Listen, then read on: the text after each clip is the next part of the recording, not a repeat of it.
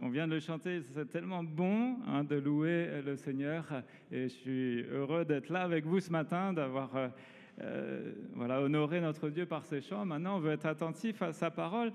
Et ce matin, ça va être un petit peu, on va dire, une petite prolongation d'hier. Je suis heureux qu'il y ait Léa et Nathan parmi nous ce matin. Ça va concerner le couple. Je sais que dans la salle, il y a des fiancés. Il y en a qui se préparent pour le mariage. Ça va les concerner aussi. Ça va concerner, c'est vrai, les couples, mais pas que. Pas que les couples. Puisque le thème aujourd'hui, ce que j'ai eu à cœur, j'ai intitulé ça « Défis et défauts de communication ». Défis et défauts de communication. Et on va parler de communication dans le couple, mais ça concerne aussi toutes sortes de communications entre les parents et les enfants. Peut-être, c'est bientôt la rentrée, la communication entre prof, élève, élève-prof. Vous savez qu'un prof, il doit avoir une bonne communication pour faire comprendre ses enseignements, mais parfois les élèves aussi. S'ils veulent se faire comprendre, ils doivent avoir une bonne communication. Ça parle des collègues, des responsables, des dialogues avec les responsables au travail. Que dire de la communication entre un pasteur et son église, la communication entre chrétiens, et puis sans oublier aussi notre communication avec Dieu. Et c'est un vaste sujet, cette affaire de communication. Et parfois, mon Dieu, que c'est difficile de communiquer. Enfin, je ne sais pas pour vous. Hein. Sachez que ce matin, vraiment, c'est à moi le premier que je prêche. D'accord ? Je ne me pose pas du tout au-dessus de vous en donneur de leçons, non, bien au contraire. Et d'ailleurs, ma femme et mes enfants seront les premiers à vous le dire, que j'ai des progrès à faire dans ce domaine. Et je ne sais pas si vous avez parfois déjà eu cette impression que plus vous essayez de communiquer, moins on vous comprend. Et ça, c'est frustrant. C'est frustrant. Alors parfois, à force d'être frustré, on se dit il vaut mieux se taire. Et puis stop, on arrête la communication. On se dit comme ça, on va être tranquille. Mais malheureusement, on sait très bien que ce n'est pas la bonne solution. Voilà, il y en a un qui essaye de communiquer là. C'est une manière de communiquer et parfois, ils savent se faire comprendre de cette manière. Et parfois, c'est compliqué parce que vous savez que dans tout dialogue, dans toute communication, eh bien, il y a toutes sortes de degrés d'incompréhension. Il y a ce que je pense, il y a ce que je dis, il y a ce qui va être compris par l'autre, ce que l'autre pense, ce que l'autre va dire, ce que je vais entendre de ce qu'il dit. Il y a ce que je vais comprendre et puis ce que je vais lui répondre, etc. Et tout ça... dans tous ces domaines-là, il peut y avoir de la friture sur la ligne. Et parfois, c'est bien compliqué de communiquer. On va regarder spécialement ce matin à ce défi et défaut de communication, et notamment chez Adam. Chez Adam et Ève. Vous savez que ça n'a pas été simple. Et malheureusement, vous le savez, ça a eu des conséquences terribles.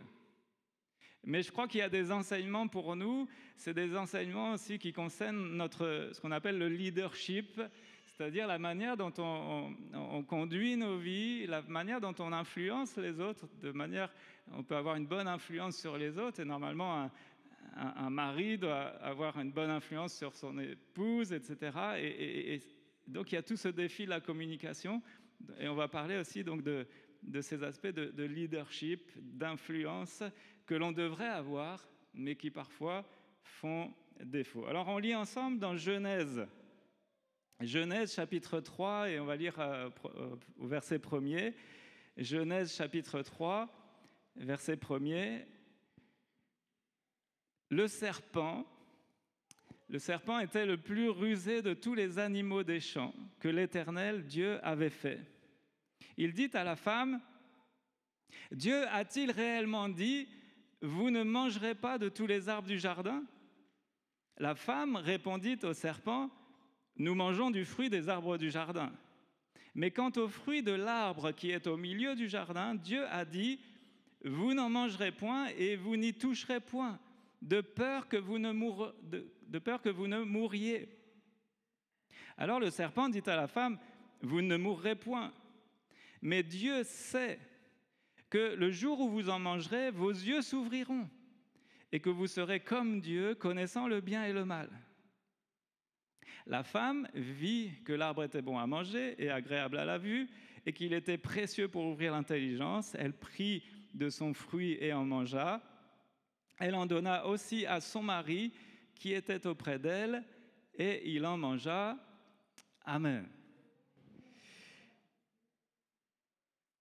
Vous voyez, dans ce passage-là, on se rend compte d'une chose. On voit ici un dirigeant, un responsable, un leader, qui a échoué dans un domaine crucial pour tout dirigeant, quel qu'il soit. Hein. On dirige nos vies, on dirige nos familles, nos foyers, peut-être des responsabilités de travail. Ce domaine crucial, c'est la communication. Et quand on voit ici ce qui se passe là, dans ce dialogue entre le serpent et Ève, eh bien en amont, avant cela, il y a un responsable qui a échoué dans sa communication. Et on va se rendre compte qu'en ne communiquant pas efficacement avec sa femme, eh bien Adam a manqué à son rôle de premier leader spirituel de l'histoire de l'humanité. Premier leader spirituel, premier responsable spirituel de la race humaine, c'est Adam. Et quand on voit là ce qui va se passer, eh bien, il a échoué dans son rôle. Il avait une responsabilité, Dieu lui avait confié des choses et il semble qu'il y a quelque chose qui s'est mal passé. Dieu, lui, il a clairement indiqué à Adam, qu'est-ce qu'il lui a communiqué? Il lui a dit qu'il y avait un certain arbre dans le jardin qui était interdit. On va lire exactement ce qu'il dit dans Genèse 2 au verset 15 à 17. Genèse 2 verset 15. L'Éternel Dieu prit l'homme et le plaça dans le jardin d'Éden pour le cultiver et pour le garder. L'Éternel Dieu donna cet ordre à l'homme. Tu pourras manger de tous les arbres du jardin, mais tu ne mangeras pas de l'arbre de la connaissance du bien et du mal, car le jour où tu en mangeras, tu mourras certainement. Je ne sais pas si vous avez bien fait attention et si vous avez déjà réalisé une chose, c'est qu'au moment où Adam a reçu cet ordre, où était Ève?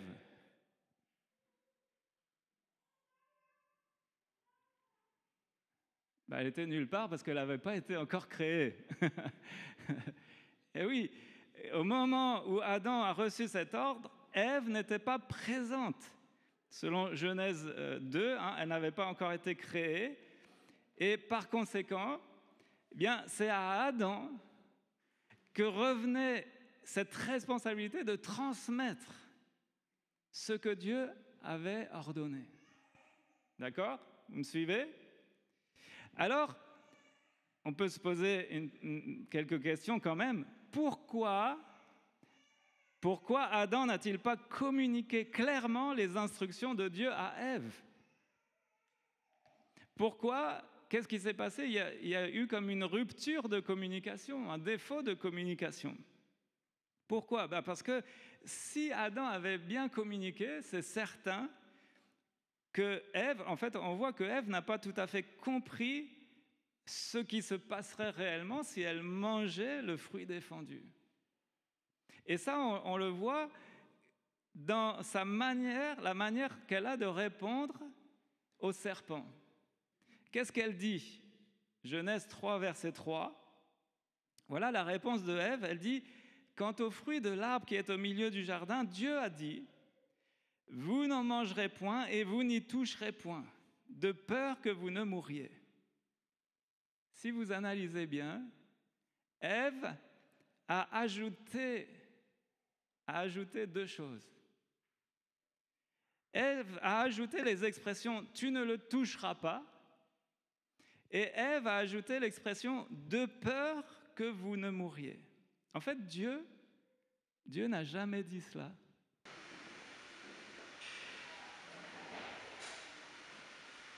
Dieu a dit qu'il ne fallait pas en manger, il n'a pas parlé de toucher, donc là c'est elle qui ajoute ça, tu ne le toucheras pas. Et puis, de peur que vous ne mouriez, c'est pas comme ça que Dieu a dit les choses à Adam.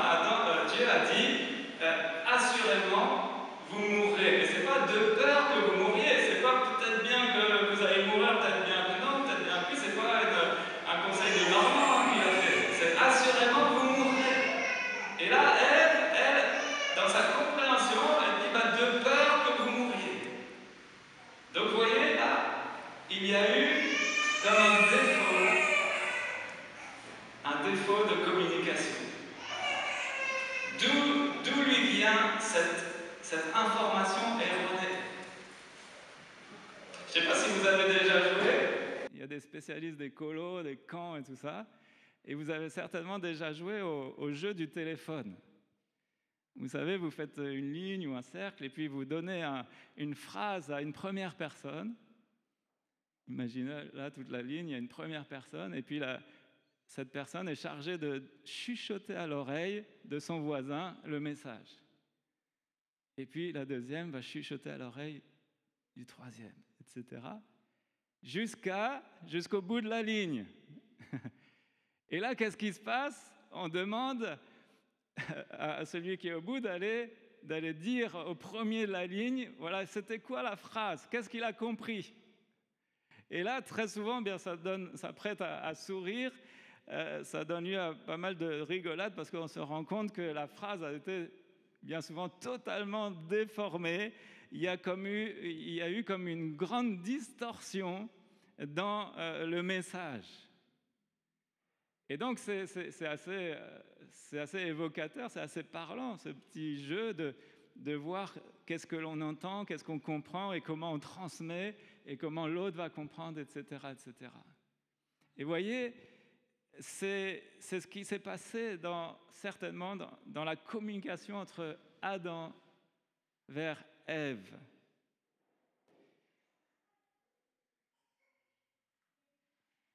Son message s'est effondré. Son message, il n'a pas atteint, il n'a pas été bien communiqué. Il n'a pas été bien reçu, bien entendu, bien compris. Et je voudrais qu'on regarde ensemble, on va regarder rapidement 5 raisons fondamentales qui expliquent cette communication défectueuse d'Adam. Vous êtes d'accord qu'on réfléchisse ensemble à ça? Alors, 5 raisons. La première raison qu'on peut noter, c'est que Adam a, semble-t-il, ignoré trop de détails dans le message qu'il était censé communiquer. Les détails. Il y a une expression qui dit le diable se cache dans les détails. Vous avez déjà entendu cette expression? Le diable se cache dans les détails. Je crois que Dieu aussi, lui, peut se cacher dans les détails. Et quand on est attentif, quand on lit la parole de Dieu, quand on reçoit les instructions de Dieu, c'est tellement important de faire attention aux détails. La Bible nous rappelle à multiples reprises l'importance des détails, l'importance des petites choses. Il est parlé, par exemple, j'ai noté quelques expressions, il est parlé des petits renards qui font des ravages dans les vignes. Il est parlé des moucherons, du moucheron dans l'huile du parfumeur. Ecclésiaste 10:1, les mouches mortes gâtent et font fermenter l'huile parfumée. Et le commentaire après dit « Un brin de folie a plus d'effet que la sagesse et une bonne réputation. » Un grain de folie. Il ne faut pas grand-chose pour gâter tout le reste. Les petites choses. Vous connaissez Matthieu 5, 19. Celui donc qui supprimera l'un de ces plus petits commandements et qui enseignera aux hommes à faire de même sera appelé le plus petit dans le royaume des cieux. Mais celui qui les observera et qui enseignera à les observer, celui-là sera appelé grand dans le royaume des cieux. Le moindre des petits commandements. Et vous savez, dans ce commandement que Dieu a transmis à Adam, il y avait des petits détails et certainement qu'il a omis d'insister sur certains petits détails. Les petites choses. Un peu de levain fait lever toute la pâte. Et donc, à plusieurs reprises dans l'Écriture, on voit l'importance de ces petites choses. Et il y a un principe qu'on doit retenir, un principe que Dieu va appliquer dans nos vies. Il est dit dans Luc 16, verset 10, « Celui qui est fidèle dans les petites choses », dans ma version, c'est « celui qui est fidèle dans les moindres choses ». Celui qui est fidèle dans les moindres choses l'est aussi dans les grandes. Et celui qui est injuste dans les moindres choses l'est aussi dans les grandes. Et ça, c'est un principe spirituel. Si nous, on est fidèles, si on est fidèle dans les petites choses, les moindres choses, si on est attaché aux choses simples, mais aux choses importantes, eh bien, Dieu va nous confier des choses plus grandes. Et je crois qu'en matière d'obéissance aux Écritures, eh bien, on doit être fidèle dans les moindres choses. La Bible, les Écritures nous parlent même de l'importance du moindre iota de l'être. La moindre virgule, le moindre point, le moindre signe de ponctuation peut avoir une influence. Bon, dans la Bible, il n'y a pas de ponctuation, spécialiste, je sais, mais le moindre iota, le moindre trait de l'être. Donc, premier défaut, il y a des détails. Il y a des détails que Ève n'a pas reçus. Et donc, certainement que dans sa communication, Adam a ignoré trop de ces détails. Faisons attention aux détails dans notre communication. Deuxième élément de cet échec, de ce défaut dans la communication, il a laissé la voix d'Ève l'influencer plus que la voix de Dieu.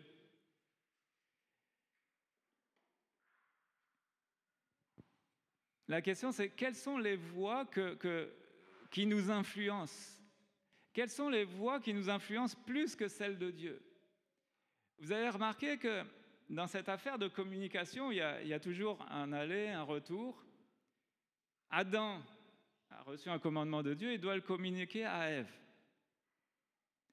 Et quelque temps plus loin, Ève, elle revient dans cette histoire, elle a dialogué avec le serpent et elle revient vers Adam. Et qu'est-ce qu'elle lui dit en revenant vers Adam? Tiens, elle lui tend ce fruit défendu. Et qu'est-ce que Adam a fait? Lui, il a pris et il a croqué. Et voyez là, ça parle d'influence.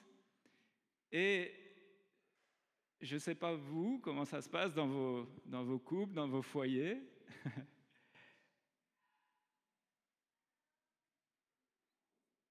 Ne me faites pas dire ce que je ne veux pas dire. C'est important d'écouter son épouse. Et il y a des fois, il vaut mieux écouter 2 fois qu'une. Il y a des fois, il vaut mieux vraiment bien comprendre ce qu'elles veulent. Sinon, ça va engendrer des problèmes, des conflits, parfois des disputes. Mais, quelles sont les voix qui vous influencent en premier? Est-ce qu'il y a des voix qui vous influencent plus que celles de Dieu? Et je suis désolé de le dire, mais en matière de couple, de communication dans le couple, eh bien, la voix de votre mari ou de votre épouse ne doit pas vous influencer plus que la voix de Dieu. Et ça, c'est une erreur. C'est une erreur, quoi, de se laisser influencer plus que l'influence de Dieu. Le principe important à retenir ici, c'est Actes 5, 29. Il faut obéir à Dieu plutôt qu'aux hommes. Il faut obéir à Dieu plutôt qu'aux hommes. Et parfois, il peut avoir des influences, toutes sortes. On peut avoir des influences au travail, on peut avoir des influences dans la famille, dans le couple, et puis parfois, peut-être par crainte ou on cherche la paix, peut-être qu'on peut tomber parfois même dans des compromis et puis de se retrouver à faire ce que Dieu ne nous a jamais dit de faire. Et parfois, les conséquences peuvent être terribles. Il a laissé la voix d'Ève l'influencer plus que la voix de Dieu. Ça, c'est une erreur grave dans ce domaine de la communication. Troisième difficulté, troisième erreur, c'est que en matière de responsabilité, il ne s'est pas tenu responsable de sa communication. Il ne s'est pas tenu responsable de sa communication. Quand Ève est revenue vers lui pour lui tendre le fruit défendu, il aurait dû tilter sur sa mauvaise communication. « Oh là là, il y a quelque chose que tu as mal compris là. » Et il aurait dû stopper tout de suite. Mais non, il ne s'est pas tenu responsable de sa communication. Le mot « responsable », c'est un mot que j'aime beaucoup, que j'ai découvert il n'y a pas si longtemps que ça.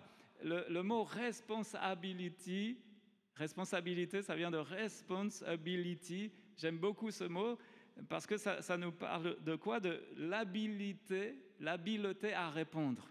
C'est ça la responsabilité. Et c'est pour ça que je suis d'accord avec ceux qui disent « vous êtes responsable de tout ce qui vous arrive » à 100%. Oui, il faut bien comprendre l'étymologie du mot. Dans ce sens-là, on est responsable de tout ce qui nous arrive. Non pas coupable, mais responsable. C'est-à-dire cette habilité à répondre. Quelles que soient les choses qui nous arrivent, bonnes ou mauvaises, on a une habilité nous sommes habilités à répondre. La question, c'est qu'est-ce que je vais répondre? S'il m'arrive du tort, si on me fait du mal, quelle va être ma réponse, ma réaction? C'est ça la responsabilité. Responsibility. Assumer sa pleine et entière responsabilité. Quand Ève est venue lui proposer le fruit défendu, quelle était sa responsibility? Quelle était sa responsabilité? Qu'était-il habilité à lui répondre? Parce qu'il a été habilité par Dieu, Dieu lui a donné une responsabilité. Il était habilité à lui répondre quelque chose. Qu'est-ce qu'il aurait dû lui dire?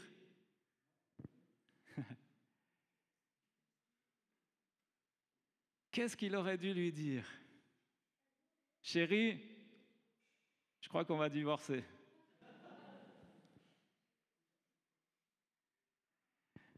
Qu'est-ce qu'il aurait dû lui répondre? Mais chérie, mais t'as rien compris, mais t'es nul. Mais qu'est-ce qu'il était habilité à lui répondre? Voilà comment j'ai imaginé comment il aurait pu lui répondre. Chérie, je crois que tu n'as pas bien compris ce que Dieu a commandé. Je me suis sûrement mal fait comprendre. C'est ça, assumer sa responsabilité. C'est lui qui a mal communiqué. Je me suis sûrement mal fait comprendre. Je crois que ma communication n'a pas été suffisante. Tu as sans doute mal interprété ce que j'ai voulu te dire. Je n'ai pas été assez clair. J'aurais sûrement dû être plus précis. Je ne me suis pas assuré que tu avais bien compris. Pardonne-moi. Alors c'est facile en l'écrivant. Mais quand on est sur le fait, oh là là, mon Dieu, que c'est difficile de répondre comme ça. Que c'est difficile d'avoir le sang-froid, la maîtrise pour répondre ce genre de choses. crois que c'est une des choses les plus difficiles qui soit. Cette affaire de responsabilité. Cette affaire d'assumer les conséquences de ses erreurs à soi et de ne pas les rejeter sur l'autre. Que c'est compliqué.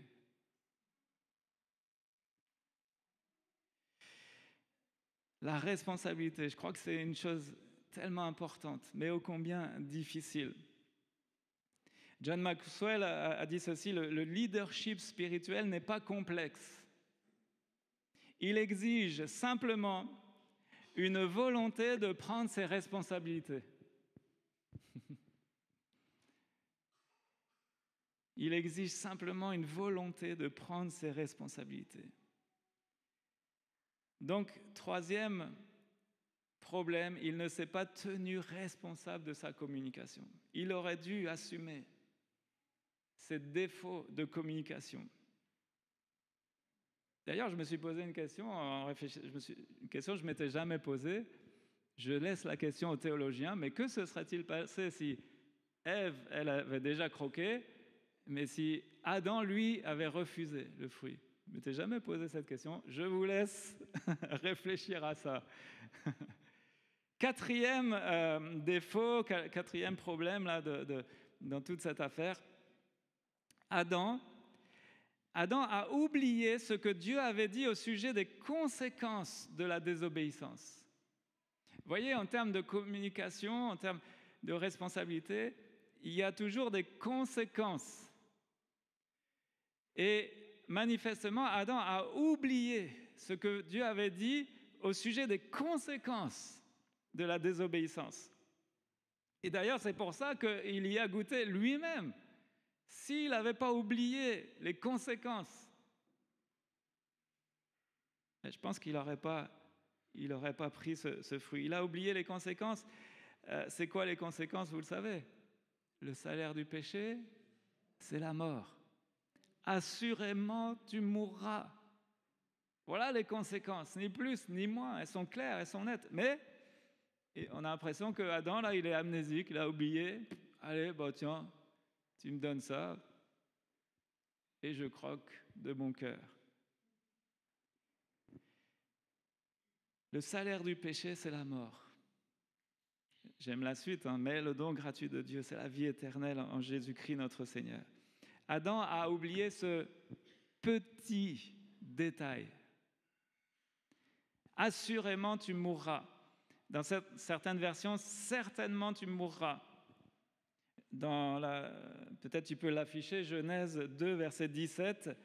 Tu ne mangeras pas de l'arbre de la connaissance du bien et du mal, car le jour où tu en mangeras, je vais attendre que ça s'affiche, Genèse 2, 17. Le jour où tu en mangeras, tu mourras. Ça, c'est la version seconde 1910. La seconde révisée, tu mourras certainement. La version seconde 21, le jour où tu en mangeras, tu mourras, c'est certain.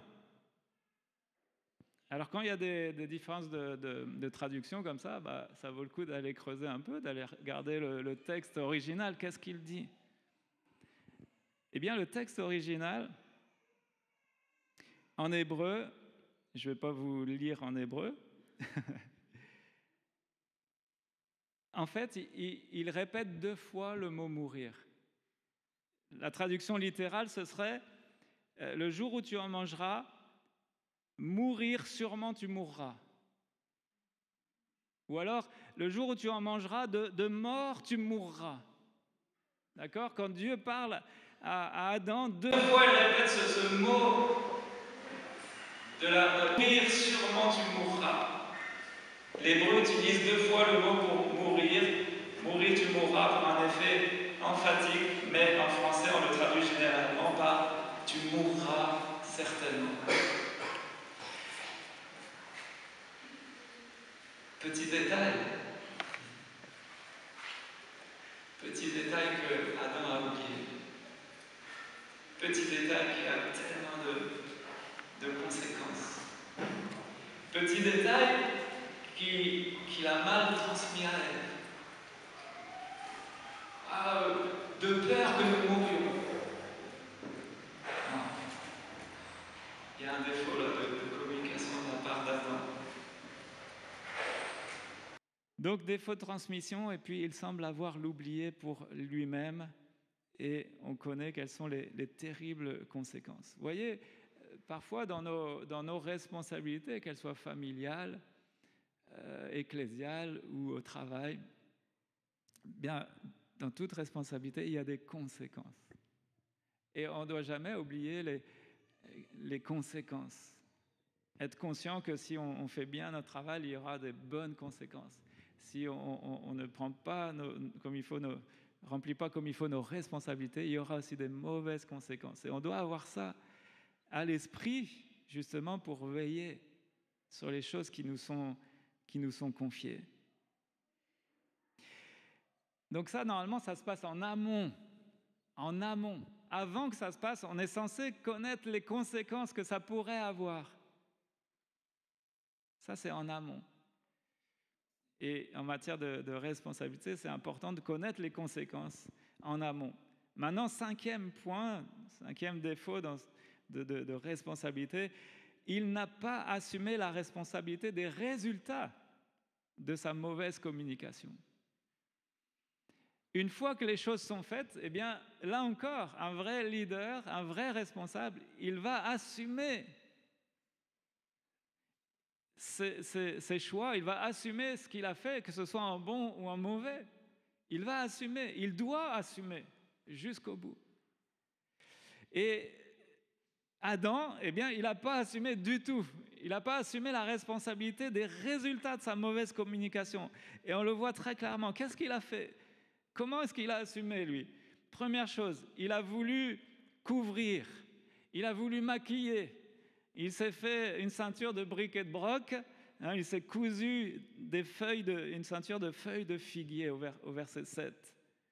Donc il a voulu couvrir, comme maquiller sa faute par lui-même. Ça c'est pas assumer sa responsabilité. Si vous avez fait une erreur et que vous essayez de la cacher, de la maquiller, de la planquer, c'est pas de la responsabilité. Deuxième chose, il a voulu se cacher loin de la face de l'Éternel, au verset 8. Ça, c'est la fuite. Ça vous est jamais arrivé d'avoir envie de fuir les responsabilités, de fuir les conséquences, de fuir parce que vous savez que vous allez devoir avoir une discussion tendue, vous savez que vous avez besoin de résoudre un conflit et vous voudriez partir à l'autre bout du monde plutôt que d'être confronté à ça. La fuite. Il a voulu se cacher loin de la face de l'Éternel. Troisième réaction, il a eu peur de Dieu. Il a eu peur de Dieu. Vous savez ce que la Bible dit? La crainte, elle suppose quoi? Un châtiment. La crainte suppose, elle sous-entend un châtiment, une punition. Alors que l'amour parfait de Dieu, lui, il bannit la crainte.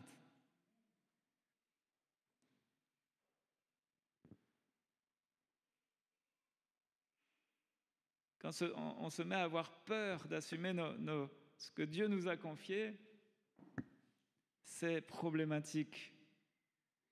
Et puis, quatrième réaction et non des moindres, il a rejeté la faute. Sur qui? Sur la femme en premier et sur Dieu. Et sur Dieu. L'homme répondit, la femme que tu as mise auprès de moi m'a donné de l'arbre et j'en ai mangé. Pas de ma faute. La femme. Et il blâme Dieu que tu as mise à mes côtés. Donc ça, c'est fuir ses responsabilités, c'est fuir les conséquences, c'est fuir les résultats de sa mauvaise communication. Et voyez-vous, ça c'est encore difficile que ce soit dans le couple, que ce soit dans toutes sortes de contextes de communication où on a mal fait le job et puis après, parce qu'on a mal fait, il y a des résultats et puis maintenant on doit faire avec ces résultats, avec ces conséquences. Et là c'est difficile. Là, c'est difficile d'assumer, de dire « Ok, il se passe ça parce que moi, j'ai fait ça en amont. » Et ce n'est pas de la faute de tel ou tel, c'est de ma faute. C'est moi qui dois assumer ce que j'ai fait, mes choix, mes actions, mes paroles, etc. Et c'est compliqué, ça. C'est dur d'admettre ses torts. Puis c'est dur parce qu'on va devoir réparer, on va devoir faire avec maintenant, et parfois, il y a des conséquences terribles qui ne sont même pas réparables. C'est pour ça qu'il vaut mieux réfléchir en amont dans toutes ces choses. Alors voilà, ces 5 choses, je vais conclure, mais on a besoin de tirer les leçons de l'erreur d'Adam. Vous savez, je ne sais pas comment vous communiquez, mais vous pouvez être un beau parleur, vous pouvez être un bon orateur, vous pouvez avoir du bagou, comme on dit, vous pouvez avoir la tchatche, vous pouvez être une femme qui... Les femmes, elles aiment toutes parler, beaucoup, non? Je généralise, pardonnez-moi. Défaut de communication.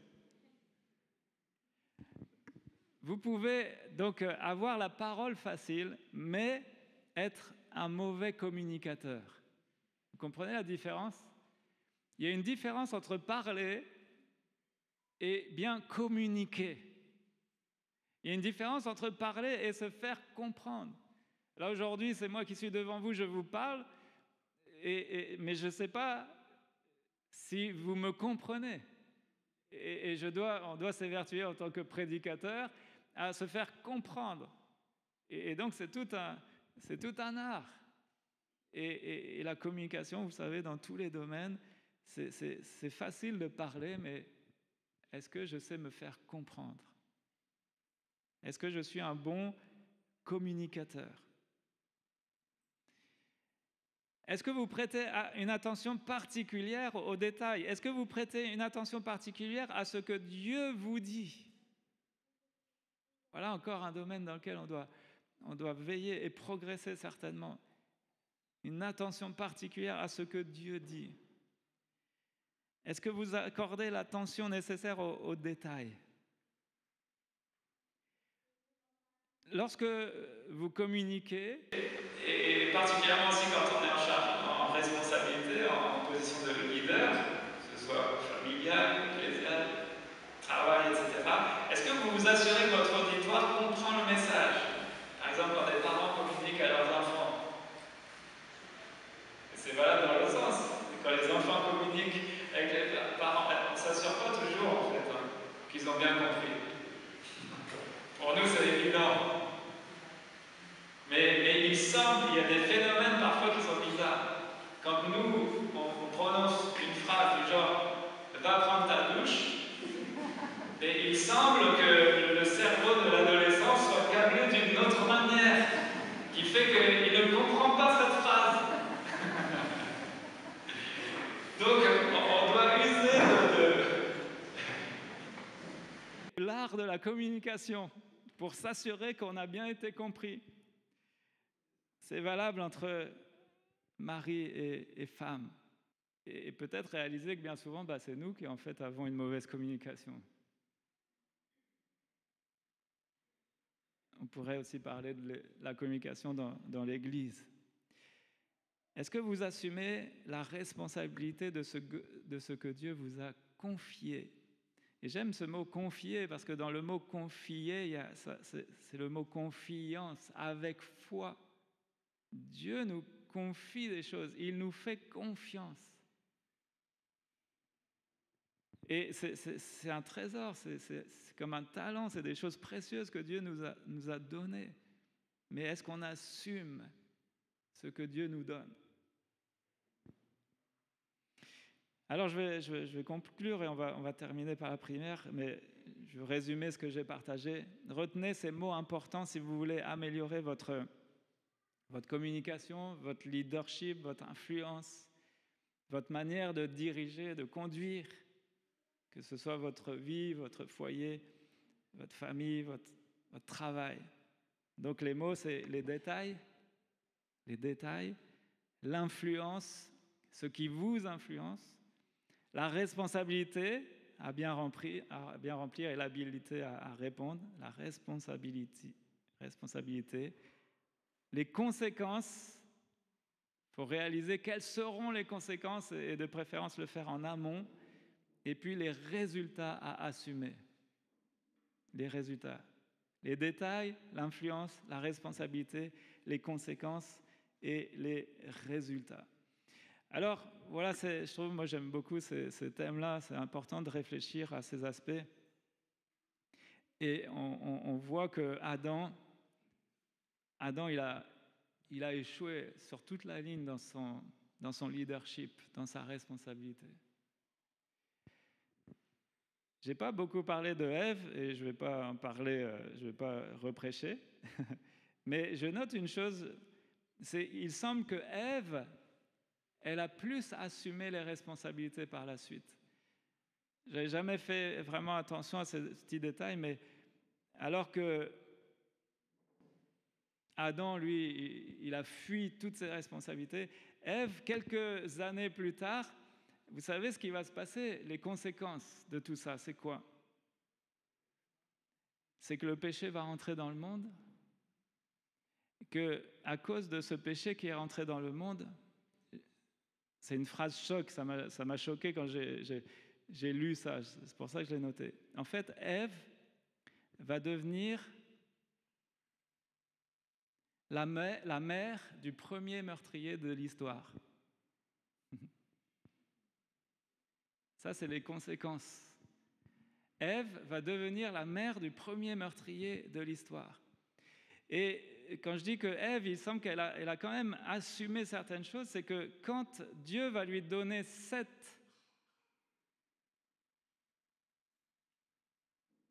à la place d'Abel, eh bien, je note juste, et je termine par ça, dans Genèse 4, verset 25, Genèse 4, verset 25, Adam connut encore sa femme, elle enfanta un fils et l'appela du nom de Seth, car, dit-elle, Dieu m'a donné un autre fils à la place d'Abel que Caïn a tué. Et donc, elle, malgré tout ce qui s'est passé, eh bien, on voit qu'il y a encore dans sa vie la présence de Dieu, la notion de Dieu, la révérence à Dieu. Quand elle a Seth, elle dit « Dieu m'a donné ». Dieu m'a donné. Je pense qu'il y a bon nombre de personnes qui seraient passées par les mêmes épreuves, les mêmes difficultés, qui auraient lâché la main de Dieu depuis longtemps. Mais ce n'est pas le cas de Ève. Et malgré les défauts de communication dans son couple, malgré les conséquences que ça a eues sur ses enfants, malgré la perte d'un de ses fils et que l'autre est devenu un meurtrier, c'est quand même terrible hein, quand on y réfléchit comme ça. Eh bien, elle dit « Dieu m'a donné ». Il y a toujours la révérence à Dieu. Elle assume. Il semble que Ève, elle assume plus que Adam. On prie ensemble. Seigneur, merci pour ta parole. Et comme je l'ai dit en introduction, ce message, je me le prêche à moi avant tout. Et Seigneur, aide-nous. Aide-nous à assumer et, j'allais dire, assurer les belles responsabilités que tu nous donnes, Seigneur. Les choses que tu nous as données en nous faisant confiance, les choses que tu nous as confiées. Et Seigneur, merci pour l'épouse que tu m'as donnée, merci pour les conjoints que tu nous donnes, merci pour nos enfants. Et je te prie dans tous les domaines de notre vie de nous aider dans ce domaine particulier de la communication. Aide-nous, Seigneur, dans nos couples, dans nos foyers, dans nos familles, dans l'église, au travail. Aide-nous dans ce domaine de la communication.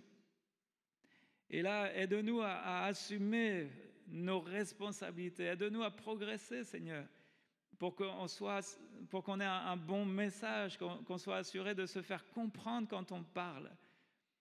Aide-nous à progresser dans ce domaine, Seigneur. Tu connais nos cœurs à chacun, Seigneur. Et je te prie de nous aider pour que, nous, aujourd'hui, on ne tombe pas dans les mêmes travers et dans les mêmes pièges et dans les mêmes conséquences terribles de tout ce qu'a pu vivre Adam, Seigneur. Et je crois, comme le dit ta parole, que toutes ces choses ont été écrites pour notre instruction, pour nous apprendre, pour nous instruire, parce que tu veux nous éviter les mêmes écueils, tu veux nous éviter les mêmes souffrances. Alors Seigneur, aide-nous. Je te prie de bénir les couples. Je te prie de bénir les foyers que nous représentons ici, Seigneur. Et que notre communication s'améliore, qu'il y ait une meilleure compréhension l'un de l'autre, qu'il y ait un meilleur dialogue, Seigneur. Et que ainsi nos couples, nos familles, nos enfants aussi, on puisse mieux s'épanouir encore, Seigneur. Aide-nous si on a fait les choses mal. Eh bien, merci parce que déjà tu es ce Dieu de grâce qui vient nous pardonner. Tu nous fais grâce et tu nous aides à aller de l'avant. Aide-nous à assumer les résultats, Seigneur, et à admettre nos torts, à admettre nos défauts, et à réaliser ce qu'on doit changer, ce qu'on doit modifier, ce qu'on doit améliorer. Seigneur, merci de bénir cette assemblée, Seigneur. Agis maintenant dans nos cœurs par la puissance du Saint-Esprit. Dans les jours, dans les temps qui viennent, aide-nous à retenir ces principes-là dans nos cœurs, Seigneur, et d'être attentifs particulièrement à ta parole, au moindre détail de ta parole, Seigneur Jésus, tes conseils qui sont si bons pour nous. Aide-nous à ne jamais les négliger. Père, c'est dans le nom de Jésus-Christ que je te prie. Amen.